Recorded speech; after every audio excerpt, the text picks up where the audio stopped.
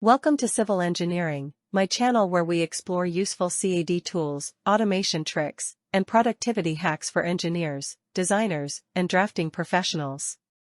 In today's tutorial, I'll show you how to automatically detect small gaps between lines, polylines, or splines, and fix them instantly using a custom AutoLisp command.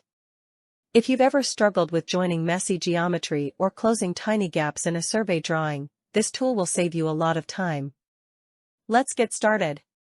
Now good luck, watch complete tutorial. Don't forget to subscribe my channel.